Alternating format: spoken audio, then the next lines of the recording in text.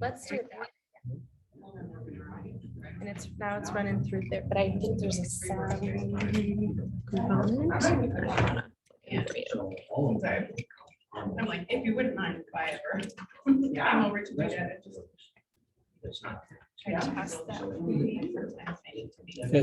can doesn't look like I can control the sounds. It must be going through there. I don't think it was. I think when it tested that it was coming through computer. Okay. Because see, now it's not telling me I can control it here, so maybe I can control it by the TV.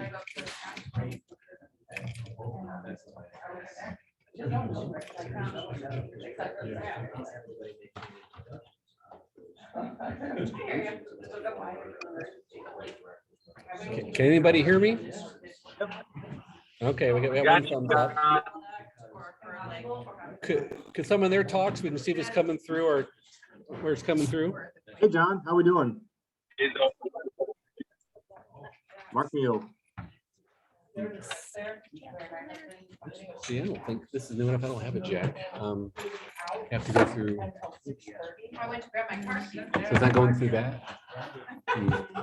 Okay. Because it's all on. Kevin, thanks so much. Unless you can get your volume up on your Thank you. computer. Bye, Heidi. Yeah.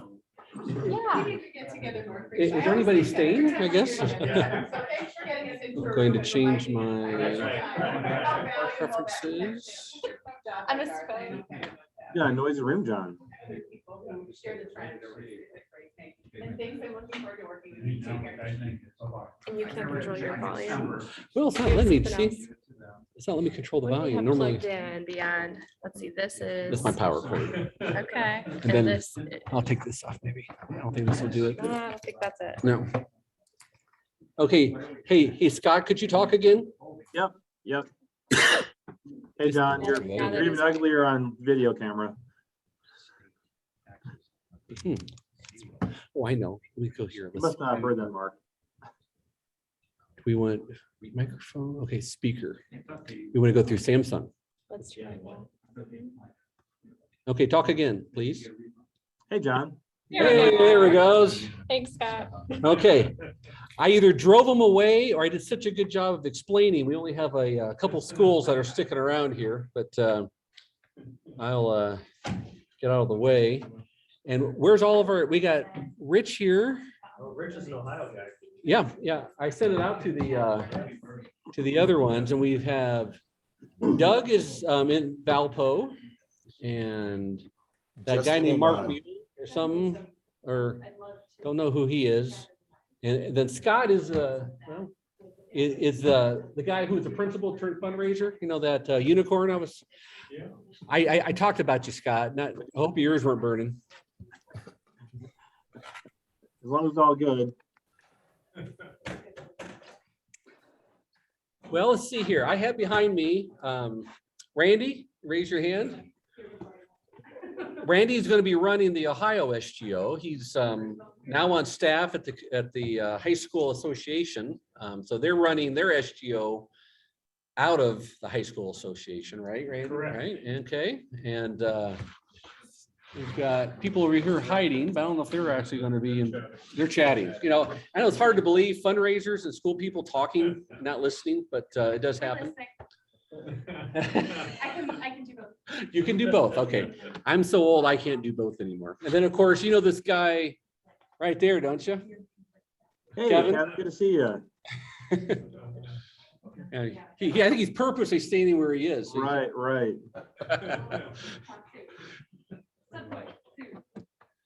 Well, so that you guys can, I know, Scott, you have a cool story you want to share about later on with the group, but do you guys, are Indiana folk, do you at least want to talk about what you, maybe name one or two things you like most about the SGO? Scott, you want to go first? I know you're not opinionated. Thank you. Sure. Just ask me, I'll tell you. Well, so our story of the SGO is really unique, I would say. Kevin, I think that you were still at Central New Haven when this happened. We were a little bit slow getting on board with the SGO. It took us a few years, but what really precipitated it was was a major screw up on my part. It just was. Indiana, for you those in Ohio, we have the school choice program, so vouchers are a big deal. And this goes back probably 8 years ago now. I messed up and we did not get our state voucher. It was totally on me. I just messed it up. So at the time that I realized that I had messed it up, I'm like, well, all right, well, we have to fix this somehow. And so really the only logical avenue was the SGO. And so, picked up the phone, frantically talked to John, and we came up with a plan. And I just started marketing it and talking to people face to face. And, next thing you know, we were able to raise more money with the SGO than we lost by my screw up with the school choice program. Wow. Yeah. And so That's a near-death experience, huh? Yeah. It's really amazing how God can work through stupid people and his mission, or just stupid mistakes anyway.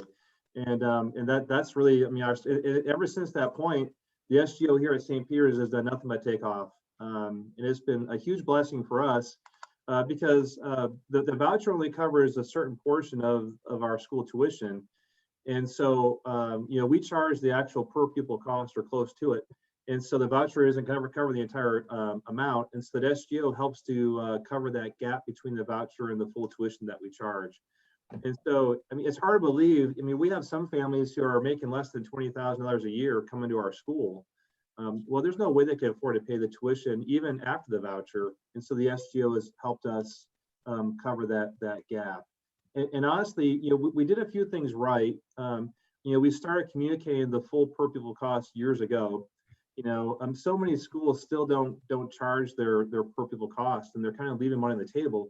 But since we had already gone through all that, really the SGO then was able to help us again really cover that gap between the voucher or even our charge or tuition for folks because of our scholarships and so forth.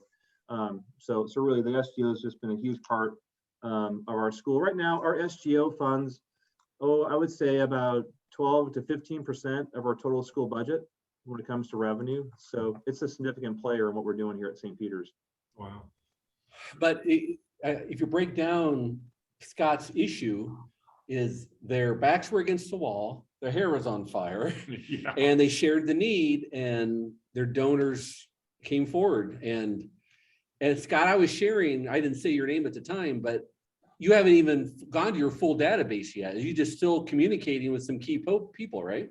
Yeah, and so that's the really interesting thing. Like we have not gone church wide with this whole SGO thing yet.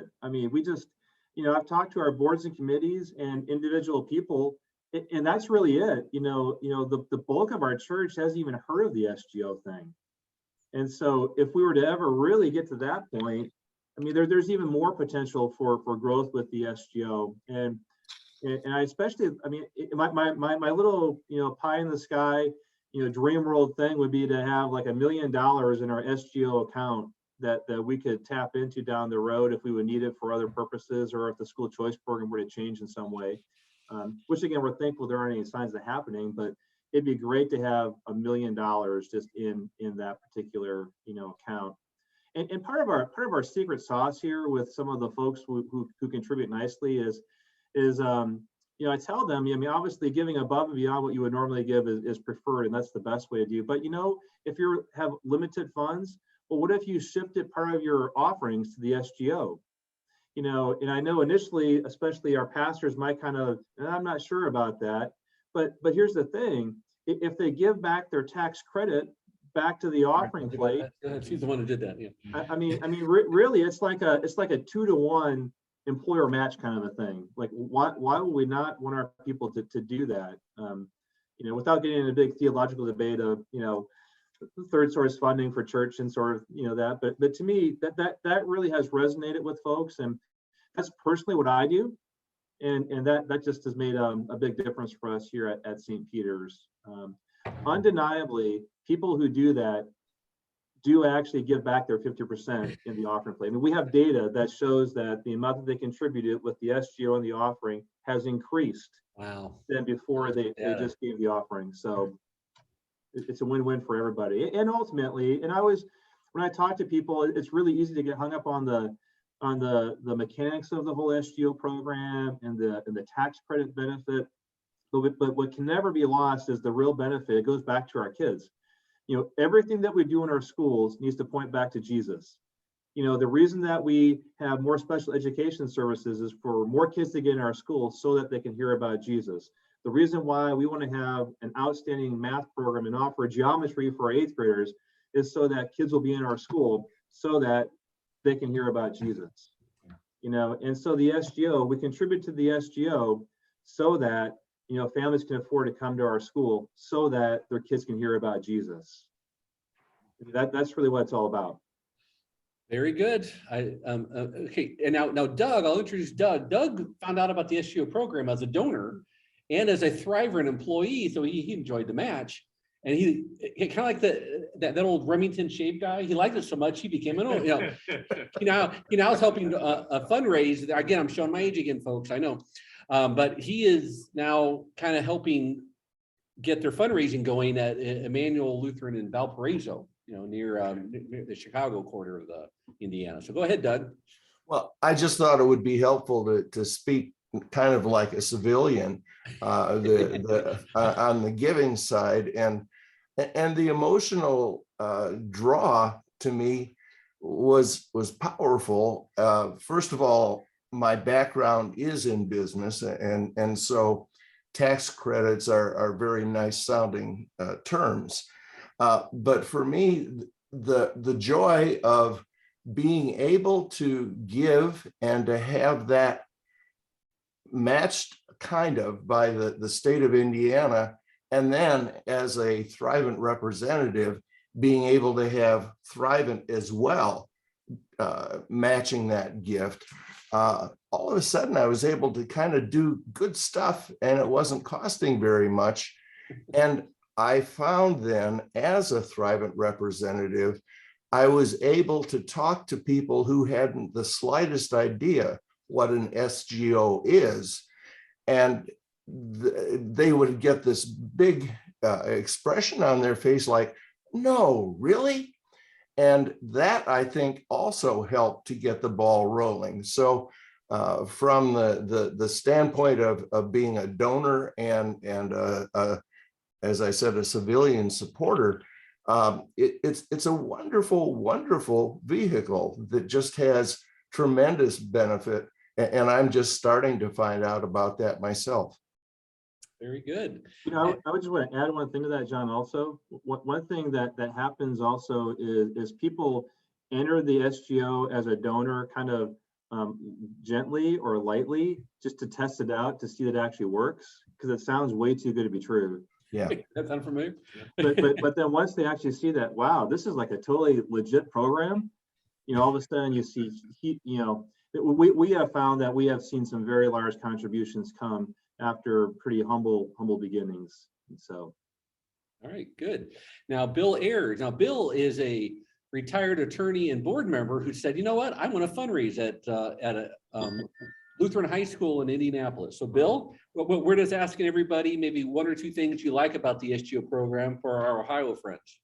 Well, I would encourage you to go at it strong. And, one comment that I always share when I talk with someone about this is that, I always say, will you join me? I have done this myself now for several years. I promise you it works. It's worked for me, and I know it'll work for you. So when you make them feel comfortable, I think they're interested in doing that. They'll jump on board and do that. We continue to try to educate folks about the SGO, because despite our efforts and despite efforts of others in our community, there are still some folks that don't quite understand, how the SGO really works. So, it continues to be an educational process. When we add new staff at Lutheran High School, we provide them the opportunity to experience the joy of generosity by also including a payroll deduction for the Lutheran SGO. I forgot to mention that. Thank you. And that is something that is growing. And the comments from them, I've made a point to go back and ask here, how's that working for you? And they said, well, it's really easy. It's painless, so to speak. If they don't see it, and then they get the joy of the tax break at the end of the year, which they, are also encouraged to give back to their church or to give to the school. So, it's just a wonderful win-win-win, for everybody, but most importantly for our students that will hear the word of God and learn about Jesus. So exactly Very right. good. All right, thanks, Bill. Sure. Now, oh, and by the way, Bill's going to be retiring at the end of the year, and I think this is our last meeting before January, because it looks like December 12th is a Sunday. So, Bill, congratulations on your second or third retirement. And All right, I thank know you. you guys are looking to hire the new Bill here real soon. I know there's some interviews next week, so good luck with that. Well, thank you very much. I appreciate that. Keep Lutheran High School in your prayers. Very good. Thank you. Okay, Ashley, are you able to get on the call? We're getting all the corners. We've got Valpo, now Ashley's in Evansville. Yes. Yeah. Welcome back from maternity leave, by the way. And, thank you very much. And Ashley, this is your third year in your role there at Evansville, is that right? Let me think. I started, no, this will be my second year. Second year, okay. Yeah, this will be my second year. So very new. I used to be a middle school math teacher, and through working at a Lutheran school, I found my passion of marketing and development and admissions. So I have lots of roles in my position. When I started in 2020, I was very lucky and fortunate to be able to work with my predecessor for 2 months. And he was able to kind of show me the ropes and talk to me about what the SGO is. And I actually had met John at a conference a year prior. I forgot about that. And learned about the SGO and fundraising, just what it's all about. So that was kind of a neat connection. So you said you're talking about some of the best things about the SGO. Yeah. Just one or two things that you find has been valuable for Evansville Lutheran. Okay. With the SGO. So I still have a lot to learn. Obviously, this is only my second year. So I think I send an email or a phone call to Lynn at least once a month with questions that I have. She's our scholarship manager. One of the best things I think is it's been able to provide more support for more of our families. We have been working with our state voucher program and the SGO, I think for 10 or more years. And so we have many families that maybe don't qualify for the state scholarships. So the SGO just gives us that opportunity to help those families out as well. So we're able to bring the love of Jesus to more families because of this program. And as far as donations are concerned, it has opened the door to providing families with information about how their grandparents can help support their child's education or their aunts or uncles. So whenever I have someone coming and touring and I talk about our scholarship opportunities, that's one of the things that I bring up with the SGO. It's money that's raised by the school, but it goes to the SGO program. And a benefit of that is that if they have grandparents that want to help support their grandchild's education, they can do that in this way. And then on top of that, they can receive that tax break as well. So not only do we have our current donors donating to our SGO, but we also have new donors coming in as far as family members and things like that.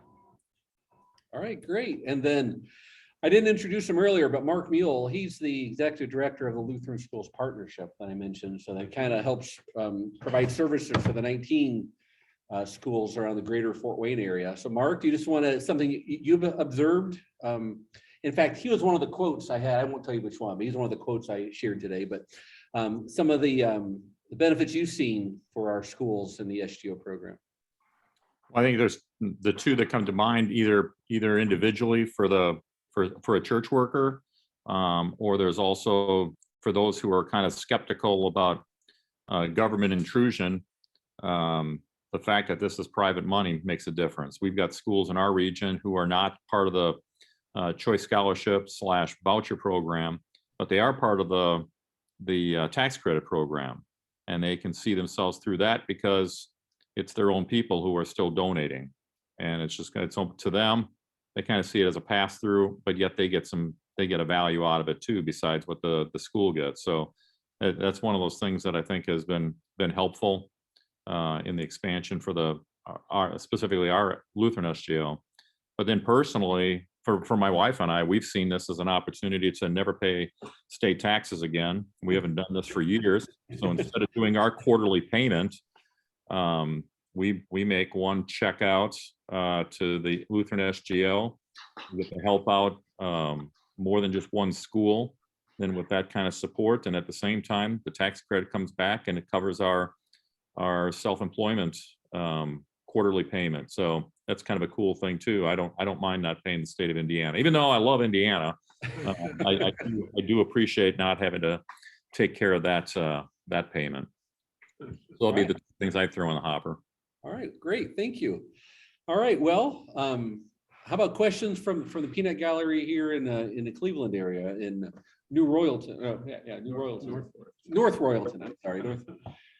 We're at Royal Redeemer, right? So do you have a question or anything for them, or up there? You can look at them up there or down here. Yeah, not necessarily at the moment. I'm just processing, how we'll, implement and follow through, and how this also fits with the things that we're already doing to connect with donors in our community. I think it'll be a great complement to how we're already reaching out to them and give them something back, which is really great too. So great. I don't have any questions yet. How about Randy? Just a comment, John? Yeah, go ahead. So Heidi, I know Heidi a little bit, so. Go back over there. Hi, You Scott. guys getting sick here? So Heidi, just one thing I would really encourage you, you have a large school there, and there's a large potential for donors to, if you don't have somebody's got to own that. It can't be used, our SGO contributions increased significantly when I moved out of the principal role into this role, and that's not just, me. It's a time thing. It really is. So that's I agree. Yeah. Yep. So Very good. Thank you. Appreciate that, Heidi and Scott. Scott knows everybody, almost as many people as Mark Mule does. Between the two of them, they either have went to school with, served with, or had a parent serve with, or a pastor of the entire synod. So I can guarantee I'll know. I tell Scott, hey, I heard this. He goes, yeah, I heard about that 2 weeks ago. Like, all right. I give up trying to get them. But hey, Randy, did you have any questions? No questions. Thank you for your comments, and we're super excited about the concept. We still have to wait to be blessed by the Attorney General's office here in Ohio to be designated an SGO. So we're awaiting that, hopeful that we can still collect some donations in the month of December, and then 2022 will be our inaugural year, so to speak, of a year-long effort. So our program works a little bit differently over here. We get dollar for dollar credit as opposed to 50 cents on a dollar, but we're capped at $750. So it'll be a little bit different dynamic than what you're dealing with over there, but we hope to raise a lot of 750s. So in Ohio, will that money go directly to the school, or does it have to be kind of given on behalf of a student? Because I think Arizona, people can give so that a student can attend, but Ohio is just general scholarship fund. Yes. Good. Yeah. Well, I think the other thing too, something else is, we know here in Indiana, when the SGO first got started, it started kind of bumpy. But then, 2 years later, they made adjustments at the state level and made the SGO a lot more effective. So you're just starting in Ohio, and hopefully you have responsive legislators who will see opportunities to make that program better. So keep in contact with your legislators as you get that thing rolling. Okay, thank you. Well, yeah, I forgot to tell this group that. Yeah, definitely. Your friends in the legislature, say thank you for what they've done to bring this program into effect, and then hopefully it can keep growing for you. We'd love to see the program expanded to include pre-K, for example. Oh, that would be great, wouldn't it? We're not quite there yet either. Is the Ohio Non-Public Education Association, whatever their acronym is, are they involved with this too, helping to support? Kevin? Yeah, we have, we don't have an INPA like you do, and we have a very inactive CAPE group. We have the Ohio District and the Cleveland Lutheran High School Association. We've partnered together to contract with our very own lobbyist Oh, really? in Columbus. So we have a lobbyist who's very connected. And then there's another organization called the Ohio Christian Education Network, which is the most similar thing to IMPEA, but it's only about 3 or 4 years old. And so they work together with many of our Christian schools, and they advocate for us down at the State House as well. So we actually we have 2 avenues to do that, and we do have some direct lines to some influential legislators down in Columbus. So it is a good thing. We do have that access. We need to keep in touch and make sure we're letting them know what works and what doesn't work. And Good. Yeah, I'm pretty convinced here in Indiana that the voucher program wouldn't have expanded, and really SGO also, if we wouldn't have had groups like IMPA lobbying for us. And I mean, Mark knows senators and representatives who I think you talk to kind of encourage them and give the feedback from the people, which I think is really important to keep this thing going. Yeah, you gotta always remember, Paul used his Roman card every so often for That's good. a good point. It's Roman card. I like it. Okay, well, before I let you guys go, Rich, you're joining us from Ohio. Do you have any questions for the group? And you're welcome to stay on. What I'll do is I'll just, Scott, I'll turn over the controls to you if you want to share anything after we're done here. And I'll keep my computer open, but I'll probably mute myself in the screen while I finish up here in Ohio. So, okay, Rich, we see your face now. Do you have any questions or anything? Nope, just saying hi. Thanks for having us a part of this. Okay, great. Yeah, we hope you're not driving right now, Rich. We see you're in your mobile office, but I hope you're pulled off the side of the road. Okay. We'll find out. There we go. All right. Well, again, appreciate you. I like I told them, sometimes we have 20 people in this, sometimes we have 4. We never know. Just like everybody else here cleared out when they heard Scott was going to be on the Zoom. So I'm used to that.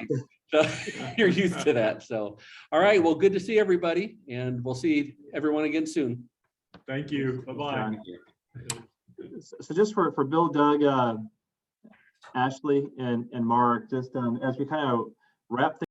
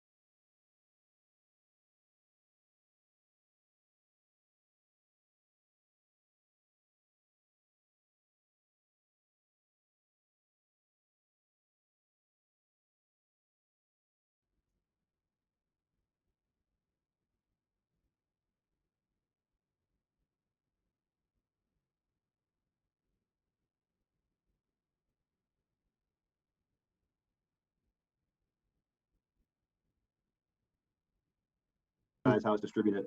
And there's some tax reasons why they do that.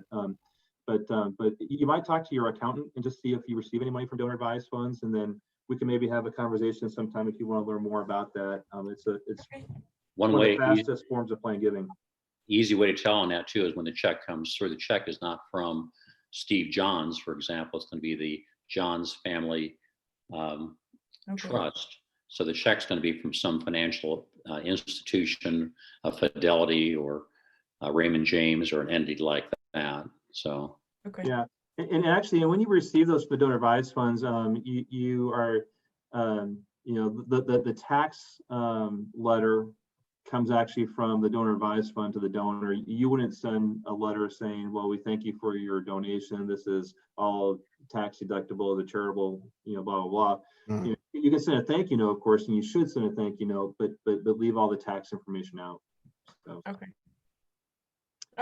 If you Google donor advised fund, you'll find all kinds of information on there. So. Okay. Anyway, just as a side plug here too, this is, probably more for you, Ashley, since Bill's retiring and Doug has some business experience, but I learned so much, Ashley, through the IPOI fundraising school. So I got my certificate in fundraising management, and they covered all these topics that, R&D, the donor advised funds, just so much more. So if you can find a way to take those at some point, I know you just had a baby, but they do offer programs too for small nonprofits at a reduced rate. So there are those popping up from time to time. One thing that I enjoy every Monday is watching there's 10 minutes basically on a podcast. Mm-hmm. And it's the IU School of Philanthropy. Okay. The first day of podcasts are great. Yeah. You just want and it's free. Yeah. So, and you get some tips, and doesn't tie up a whole day or half a day, and the price is right. Yeah. Those and they have online classes too, so there's less ways to do it. But one more thing I was just going to throw out. We did this at St. Peter's last year. We were projecting coming into December like a $400,000 shortfall for the fiscal year, which is July to June. And people way overreacted with their panic on where they thought we were going to be. But basically, our chairman of our congregation and our head elder put together a video where they just basically made a plea, for people to consider giving generously in the month of December to help make up the difference. And I don't know what happened, but man, the Holy Spirit stirred the hearts of our members, and $1 million was collected in the month of December last year. And it's just amazing. Yeah. And that was the offering, and that was our campaign. We're kind of wrapping up a building campaign, and people gave to that. And then like 130,000 was given to the SGO also. And so I did a letter following up that video just to our top donors in our congregation, asking them to participate in the SGO, and it was well as those who already did. And people just responded really favorably, I think. And so, Mark kind of hit on this at the beginning also, that if you just share the need, people hopefully will respond. So proceed to Abbey Road, then turn right. I think that'd be John. Turn left, John. Go straight, John. I'll go turn left. John said he wasn't going to participate anymore, but clearly he is. So I don't know. So I'm hearing from you, Bill, that again you do an appeal letter before the end of the calendar year, just encouraging people to kind of step up one last time there before Christmas. And we're doing that also. We're going to focus on an RMD letter here coming up real shortly also. By the way, Ashley, their RMD from the IRA needs to be distributed or taken by December 31st. So that's why now is a good time to do that, of course. I think, again, focusing on your top donors too and making personal phone calls is a good thing to do.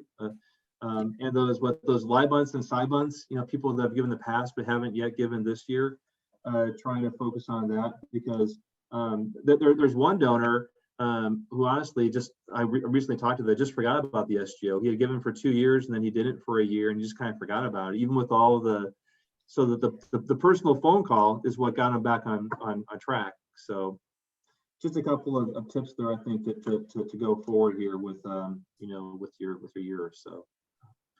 So are you saying the RMD letter and our Advent campaign, should those be separate letters? Or like Bill said, can we pull the members who are at the age of 72 or older and theirs be combined? I Or do think you you can, recommend them separate?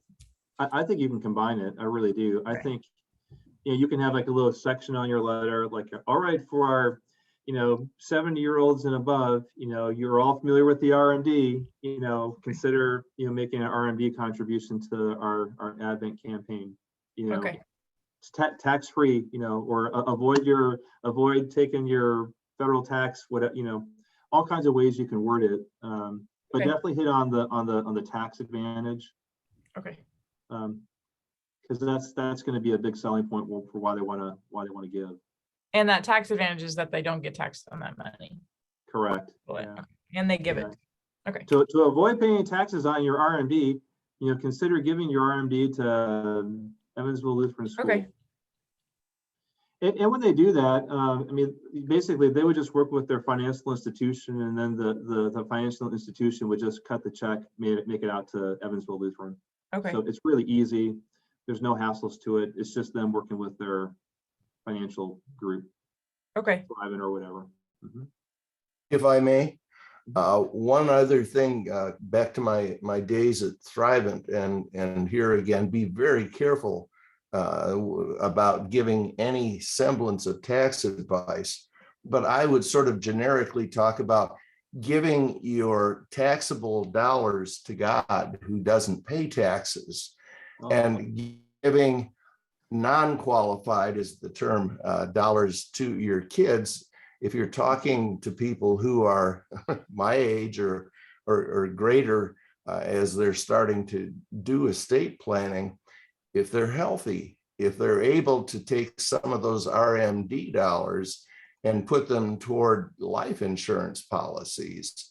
The life insurance currently passes without tax. They can leave big amounts to their kids with relatively less cost, and then give that same amount to God without tax consequence. And again, it produces very delightful things. It also makes your Thrivent rep happy, by the way. But just being aware of the fact that God doesn't pay taxes, a lot of people don't know that either. And if you then have the ability to talk about what's going to happen with your 401k or your 403b when it goes to your kids, and you talk about putting the taxes of that on top of their highest marginal tax bracket, people start paying attention. Again, be very, very careful how you talk about taxes, but it can be extremely productive. So More Ashley, One Yeah. more comment for Ashley too, and we had a walkathon the month of October, and so far for the last 4 years, the weather has been absolutely beautiful on the walkathon. Skies were sunny, blue sky, no rain, reasonable temperature, and the kids enjoyed that. We use a software program called QGive, which is peer-to-peer fundraising. And I want to give a plug to Thrivent too, because we actually had a donor put in for a Thrivent Action grant. Yep. And so we received a donation of $250. And as part of that walkathon, we provide the students that day, we provide them a pizza lunch. And it's also a dress down day. And we encourage the students to learn about philanthropy and get some strength and comfort level of asking others to help. And they send out emails to relatives, family, friends, business people, and what have you, and saying, hey, I'm going to walk X miles. Would you sponsor my walk for the walkathon to benefit Lutheran High School, to provide additional scholarship funds for students, and also to place whiteboards in all the classrooms this year. And we had a goal of $25,000, and the students raised $28,806. So, it was just really a great day, and it was peer-to-peer student fundraising. We had a student leadership team that got up after chapel during announcements and talked about it, encouraged their classmates to participate, because we're really trying to work and build student leaders for the future for the church too, so that we can all be disciples and get God's word out there. So, what a wonderful experience. And, you might want to look into that and, give me a call later if you wish. And, I can give you some more information about the walkathon, and really pleased with that. Every year it's gone steadily increased 5 to 8%. So I hope that continues on after I retire December 31. Yeah. We'll see though. And I think that Thrivent grant still produces some kind of fun T-shirts also. Oh, Yes. yeah. Oh, yes. Yep. I've got 30 in my office right now. Yeah. Hey, actually, I'm glad you mentioned Thriving here too, because I think that, Thriving does a lot of really good things for philanthropy and opportunities, I think, for education also. Kind of part of my vision is to have this robust educational plan, for our congregation. I'm doing a horrible job at that right now. I just haven't really addressed it. But Thriving has great resources. So I don't know if Ashley, if that's, you can talk to a Thriving rep down there. I mean, there's oodles of information on how you talk about money with the single mom or the married couple or children, or how do you plan for retirement? I mean, there's just a ton of stuff, and Yes. I haven't really tapped into it, but it's out there. And Doug, I know that you're obviously familiar with all that. So anyway, well, does anybody else have anything for the good of the fundraising world or the universe? I know in the month of December, the 12th falls on a Sunday, so we won't be in December, and then we'll get back together in January, I think. And April is when we have our Learn and Lead conference up in Fort Wayne, and I think that's going to be a really, John I know is working hard on that, and hopefully you can all. Well, Bill, you might not be there. You might be, riding off in the sunset, I guess. But Hard to tell for sure. We'll find out though. well, hopefully we'll see you again before Sure. you actually officially retire. So or I'll be behind the scenes helping a little bit, helping Sure. the transition in the new person. And so do you have a new person? Well, we have some interviews coming up on Monday with 2 applicants, and Okay, great. That's a good thing to have some qualified, talented folks that Yeah. are excited and want to be considered. So For sure. I was grateful. actually just up your way last weekend. Our girls participated in the basketball tournament up there, the preseason basketball tournament. Our boys were there this weekend, and I hadn't seen your new floor in your gym. It's beautiful. Yeah. Big and How did you feel about the decal on the floor? A sponsor paid for that, a partner. I like it. I like it. Okay. So, yeah. I've had 1 or 2 people criticize Oh, really? the development office for commercializing the Lutheran high school gym, and I was just curious. Oh, are you talking? You're talking about the sponsor decal, not the center court decal. The No, sponsor no. was. Yeah. Yeah, if you notice, there was a Hannah's Wrecker Service and Pink Yeah. Ribbon Connection Yeah. close to the home side of the bleachers. Yeah, there were two decals there. I know.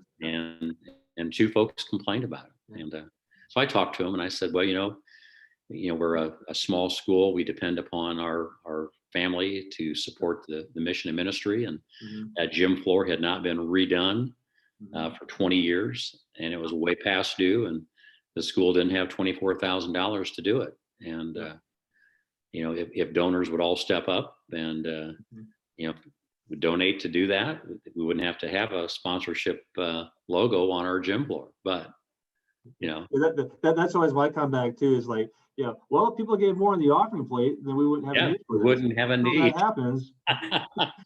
So those so 2 people honestly, are each receiving a letter, and I'm putting a little personal note on it too, that yeah, appreciate your support, and the school has needs. So hope I can as help. long as those donors were vetted, that they're good companies and not, Oh yeah. Yeah. Anyway, but yeah, no, that didn't even faze me. I thought, oh, honestly, my initial thought was, oh, good for them. Yeah. I mean, Well- we have right below our scoreboards. I mean, Coca-Cola bought our scoreboards for us in our new gym, so we have a Coke and a Powerade sign. And some people kind of complain about it. I'm like, hey, that's $8,000 right there. So Right. It's amazing. Anything with the word sports on it, price goes up. yeah. Mm. So So anyway, so right. good thoughts there. So, all right. Well, I've got a 1 o'clock meeting coming up here, so I think that we need to probably end this. But great seeing you guys all again. Thank you, Thanks for guys. jumping in. I know we're small, but we're mighty. So Absolutely. thanks for being with us. All right. Happy Blessings, Thanksgiving. guys. We'll Take see care. you Bless. all. Thank Bye, you. everyone. Bye-bye. Bye.